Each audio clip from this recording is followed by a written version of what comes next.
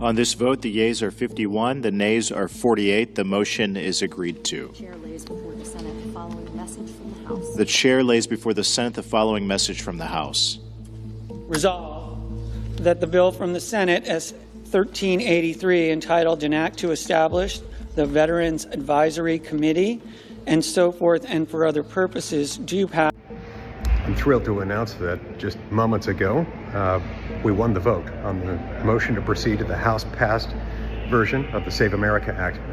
We got 51 votes for it. So game on. We need to stay on this thing now until it passes. Make those who want to filibuster debate, make them speak. And don't give up till it's done. Democrats just got crushed on the Senate floor, 51-48, and the Save America Act is advancing whether they like it or not. This is the vote they feared most, and it just happened. Senator Mike Lee led the charge, forced the motion, and one senator walked off that floor and said it loud, "Game on." The Democrat blockade is broken. Now they're scrambling to filibuster, stall, and run out the clock. Because if this bill passes into law, it doesn't just hurt their agenda. It exposes exactly who they've been protecting, what they've been hiding, and why they fought this so hard. What's actually in this act? And what does it mean Democrats just lost? The American people do not support voter ID. Mr. President, our Democrat colleagues are fond of bellowing into the TV cameras that photo ID to vote is Jim Crow. They tell us with mock earnestness. Now, I will admit, our Democrat colleagues should be experts in Jim Crow, because it was Democrat politicians who passed the Jim Crow laws. It was Democrat politicians who founded the Ku Klux Klan. It was Democrat politicians for decade after decade who enforced discrimination, separate but equal, poll taxes, and a host of other laws designed to prevent African Americans from voting. But do you know who has rejected their disingenuous claim that photo ID to vote is Jim Crow? The Supreme Court of the United States. Supreme Court of the United States, the state of Indiana, passed photo ID law requiring that you show a photo ID to vote. And a group of left-wing plaintiffs filed litigation challenging that. Here's what you need to know right now. The Save America Act, the SAVE Act, does one simple thing. It requires proof of American citizenship to register to vote in federal elections and a government-issued photo ID to cast your ballot. That's it. No fine print, no hidden agenda. Over 80% of Americans support this. Polling shows a majority of Democrat voters back it too. But Senate Democrats are doing everything in their power to kill it. They're using a procedural weapon called the filibuster, a Senate rule that forces most legislation to hit 60 votes to advance rather than a simple majority, to block it cold. They're calling the bill racist. They're calling it modern-day Jim Crow. Here's why this matters to working families and to every taxpayer watching. If non-citizens are casting ballots in our elections, your vote is being diluted. Your voice is being canceled. The people benefiting from that broken system have every reason to keep it exactly as broken as it is. And right now, for the first time in a very long time, Republicans are fighting back. On the Senate floor, in the House, and in the court of public opinion. Ted Cruz walked into the Senate chamber this week and dismantled the Jim Crow comparison in front of every camera in the building. Democrats have leaned hard on that talking point, that requiring a photo ID is somehow a tool of racial oppression. Cruz turned that argument inside out and aimed it directly back at the party making the accusation. It's about voter registration.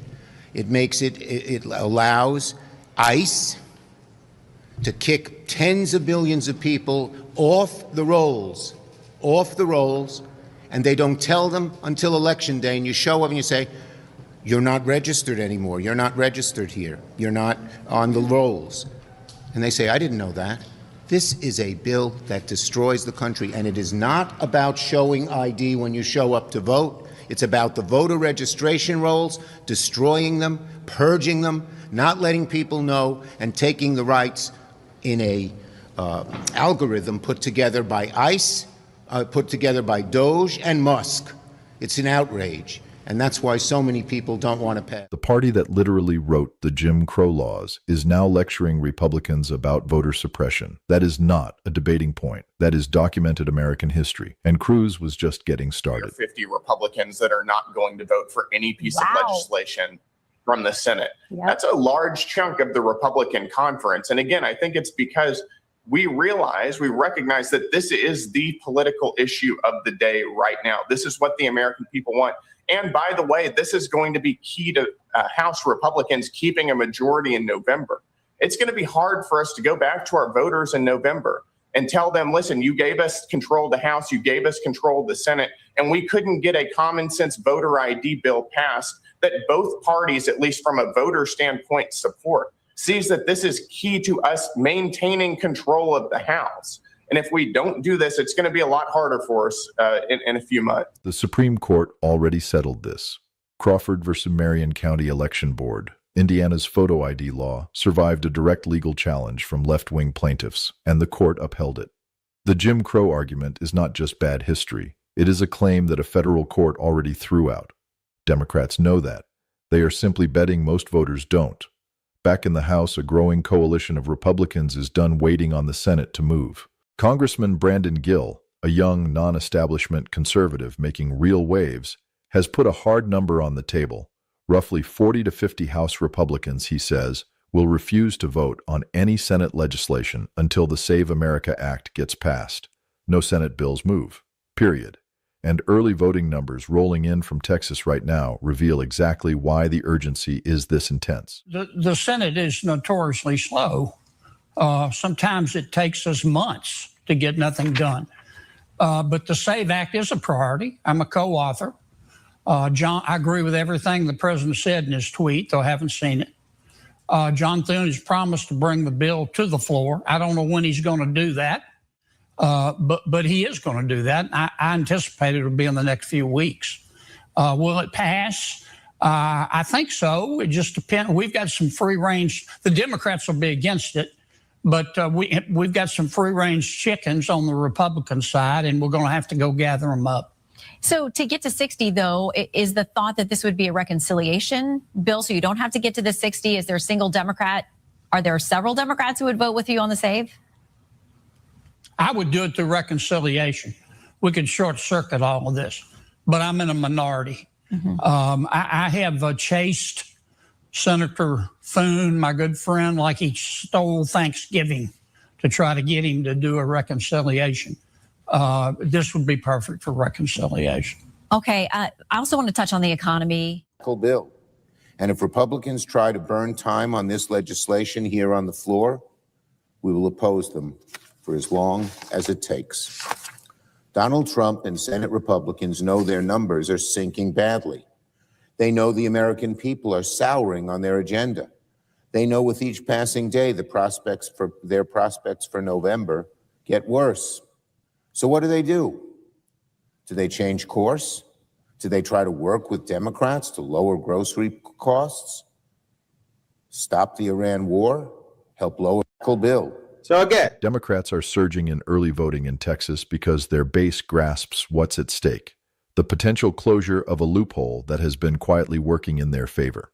House Republicans see those numbers.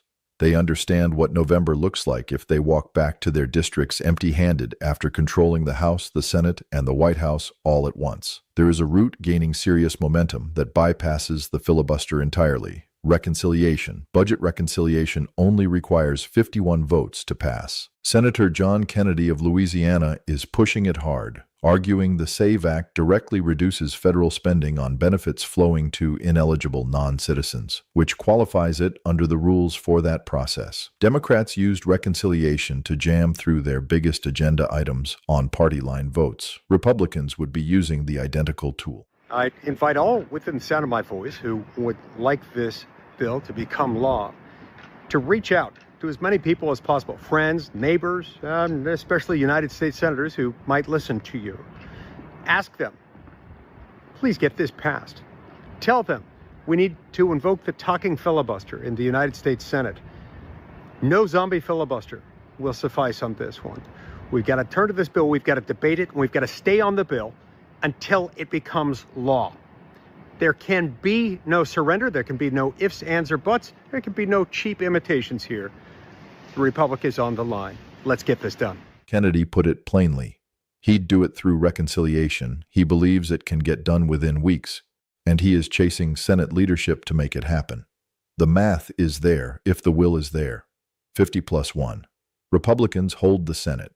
The single remaining variable is whether Senate leadership finds the nerve to actually use the weapons available to them. Now look at what is unfolding on the Senate floor itself, because this level of aggression from Senate Republicans has not been seen in 6 decades. Senator Mike Lee is explicitly citing the 1964 Civil Rights Act as the strategic blueprint. When that bill faced fierce opposition, senators kept the chamber in continuous session for 60 days straight, grinding down the opposition until it broke. Lee is demanding the same playbook now, a talking filibuster, extended debate, cameras rolling, forcing Democrats to stand in front of the entire country and justify blocking a bill their own constituents say they support. I can tell you what I'll tell Democrats: you should listen to the American people. Ostensibly, we're supposed to come here and represent the interests of the American people. This is a 90-10 issue in public opinion polling, and Democrats agree that you should be a citizen and have a photo ID to vote at a tune of about 70%. So there's no argument that you shouldn't do this.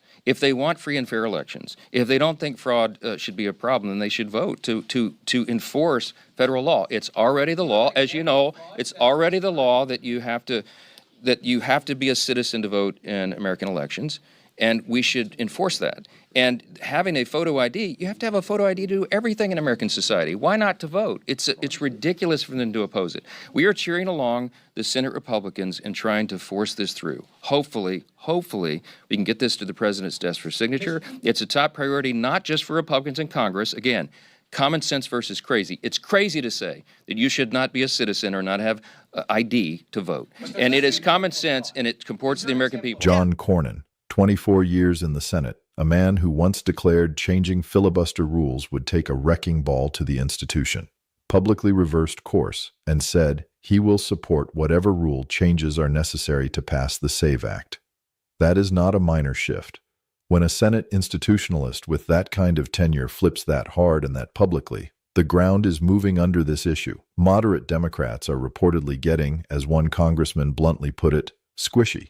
Democrats still have a plan to run the clock out. Even a talking filibuster eventually runs into the 60-vote wall for final passage, so Republicans built backup plans on top of backup plans. Representative Anna Paulina Luna and a block of House conservatives are now targeting something called FISA, the Foreign Intelligence Surveillance Act, the legal authority allowing the U.S. government to conduct surveillance on foreign targets overseas. It expires in April. Both parties face enormous pressure to renew it. And this group of conservatives is saying flatly, there is no clean renewal without the Save America Act attached to it. A number of Republicans in the House that will refuse to vote on any rule that has Senate legislation, meaning no Senate legislation will pass unless the Save America Act is something that the Senate will vote on. But look, Maria, as you are seeing now, you are seeing some of the more moderate Democrats getting squishy on this issue. And what I will say is that we actually, if we stick this on FISA, let's say that everything goes to hell in a handbasket in the Senate and we can't get anything done with the standing filibuster,